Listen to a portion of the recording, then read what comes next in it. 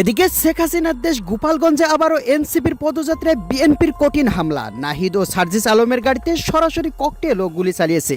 ভয়াবহ অবস্থা, কমপক্ষে 15 জন আহত হয়েছে। গত বছরের মতো আবারও 144 ধারা জারি করেছে। কি এমন খেলা দেখালো ভারতে বসে থেকে শেখ হাসিনা সরকার? বিএনপি ও আওয়ামী লীগ মিলে কঠিন খেলা দেখালো এনসিপি দলের উপর। তাহলে চলুন বন্ধুরা, বিস্তারিত সম্পূর্ণ প্রমাণ সহকারে দেখে আসি।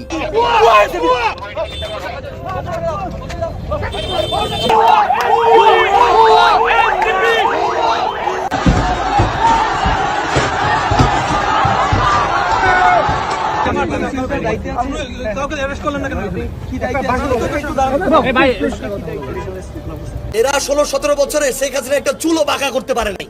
আজকে সব সৈনিক একদম খাড়ায় গেছে, এক একজন সবগুলা চুল খাড়ায় গেছে। এখন পারলে শেখ হাসিনাকে সরাইতি, তখন তো এক একটা ধান খেতে লুকায়ছিলি, ট্রাকটা সরাইতে পারিস নাই। দিকে হবিগঞ্জের পর গোপালগঞ্জেও আবারও এনসিপির পদযাত্রায় বিএনপির কঠিন হামলা। দলীয় কর্মসূচিতে অংশ নিতে সিলেটের গোলাপগঞ্জে যাওয়ার পথে এনসিপির উত্তরাঞ্চলের মুখ্য সমন্বয়ক সার্জিস আলমের গাড়ি বহরে হামলা হয়েছে।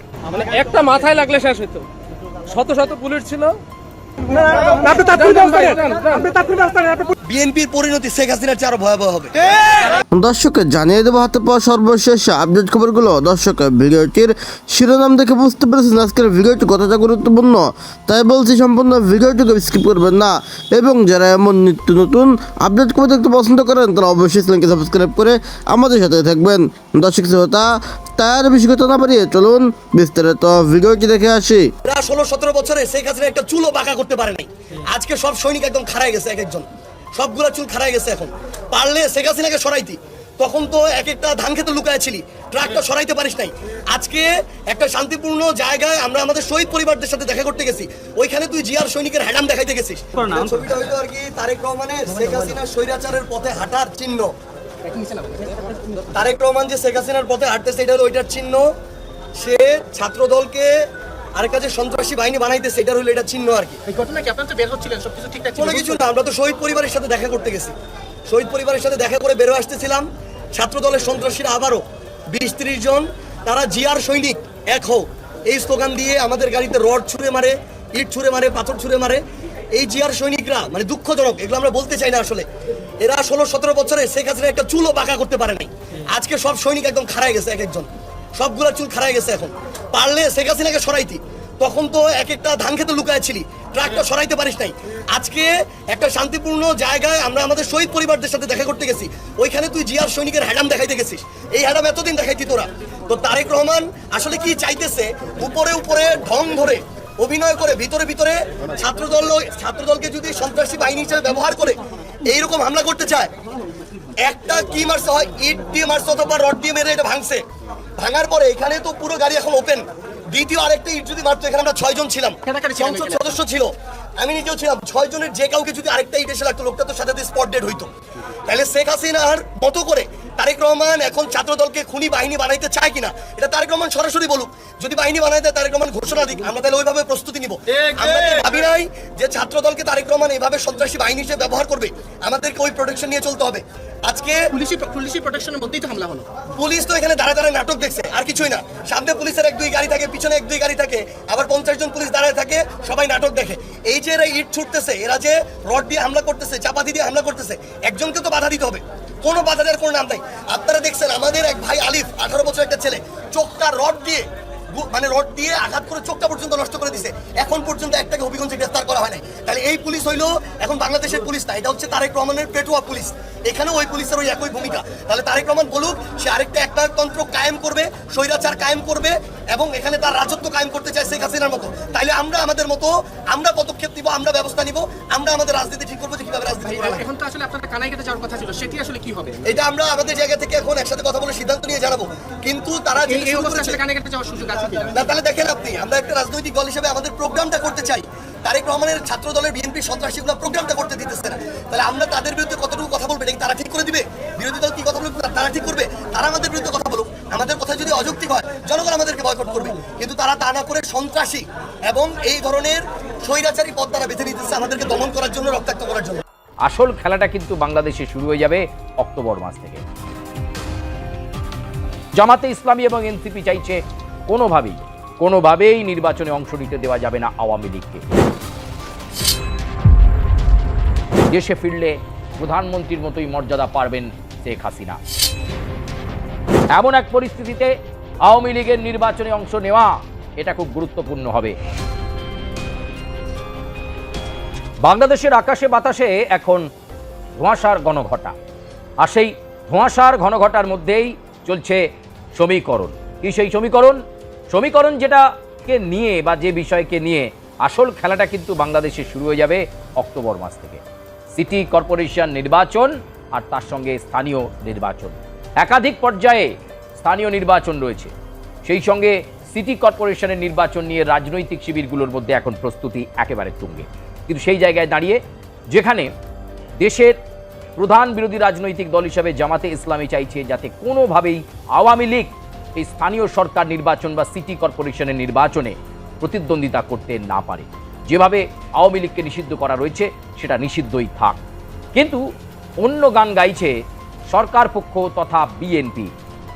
তারা বা তাদের শীর্ষ নেতৃত্ব কিন্তু এটাই বলছে যে নির্বাচন কমিশনের যে নির্দেশনামা রয়েছে সেই নির্দেশনামাকে মেনে নিয়েই এবারে স্থানীয় সরকার বা সিটি কর্পোরেশনের নির্বাচনে অংশ নেবে সমস্ত রাজনৈতিক দল।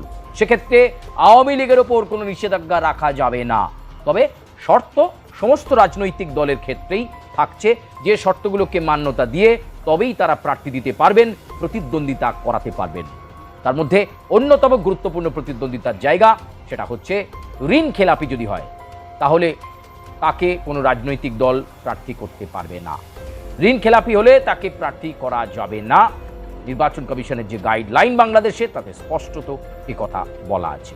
এছাড়াও আরও একাধিক যোগ্যতা দেখা হবে এবং তবেই কোনো একটি রাজনৈতিক দল থেকে একজন নির্বাচনে এই স্থানীয় সরকার নির্বাচনে প্রতিদ্বন্দ্বিতা করতে পারবেন। সময় যত গড়াচ্ছে, শেখ হাসিনার প্রত্যাবর্তনের সময় যতটা এগিয়ে আসছে, ততই বাংলাদেশের সমীকরণগুলো যেন মুহূর্তে মুহূর্তে বদলে যাচ্ছে।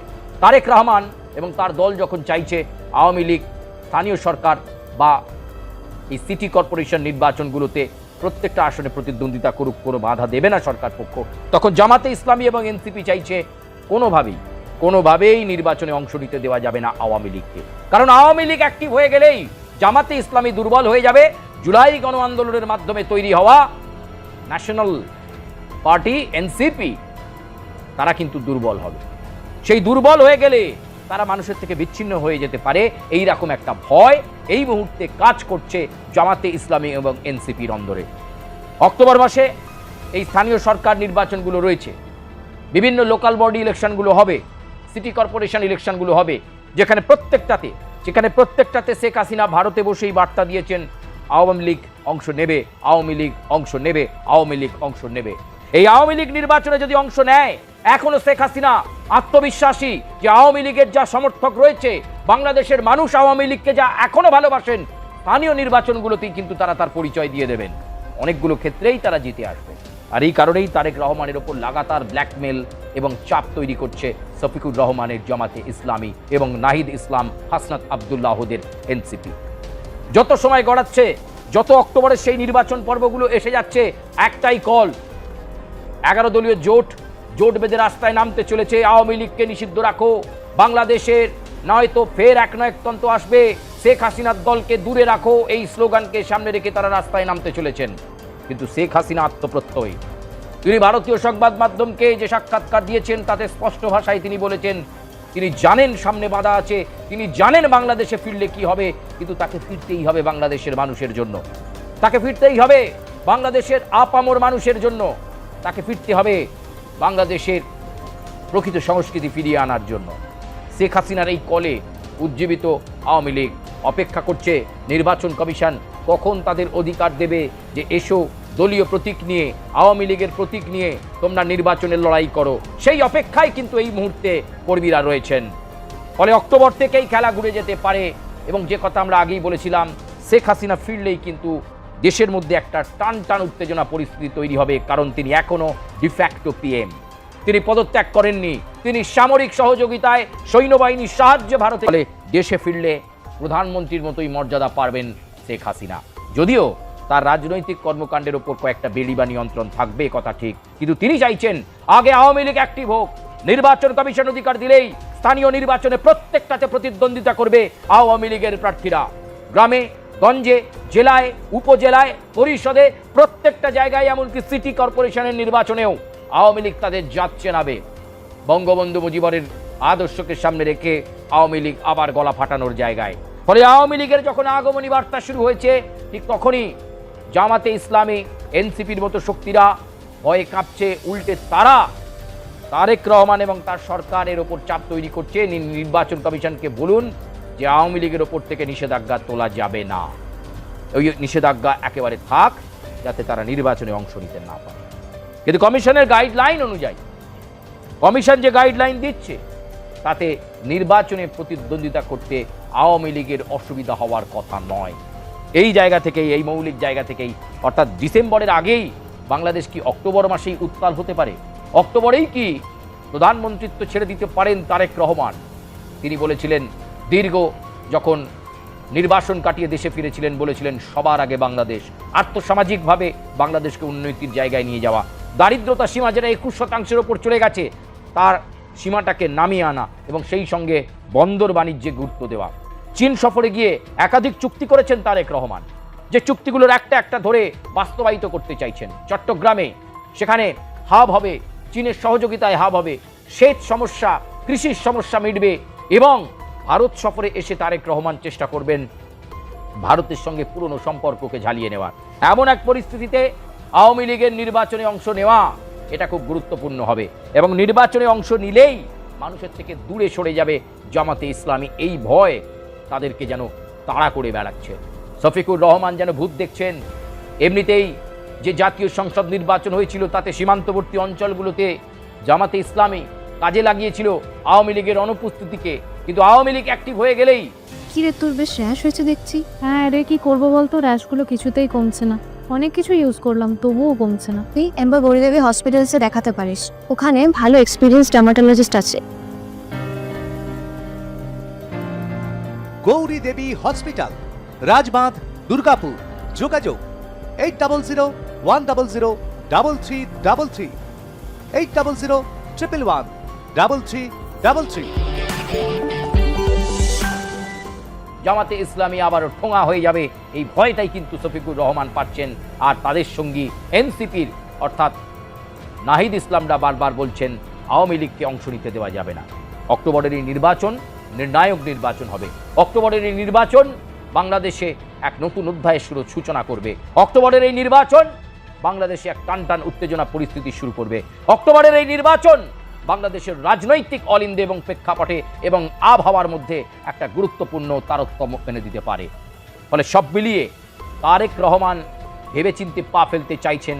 তিনি চাইছেন না ইচ্ছে করে সরকারে বা ক্ষমতায় থেকে আওয়ামী লীগের ওপর নিষেধাজ্ঞা রাখতে।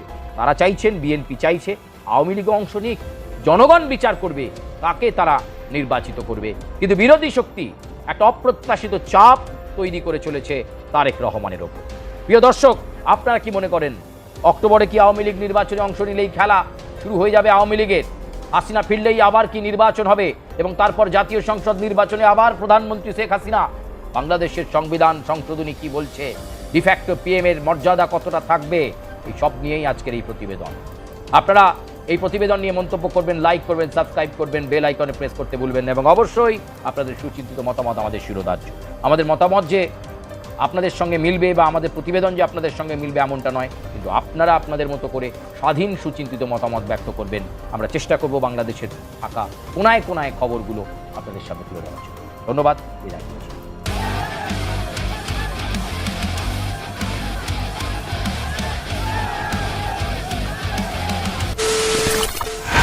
খবরের নামে প্রতিদিন সন্ধে আপনার ড্রয়িং রুমে কি শুধুই চিৎকার চেঁচামেচি হয়ে আসে? বিতর্কের নামে চলে গালাগালি আর কাদা ছোড়াছুড়ি।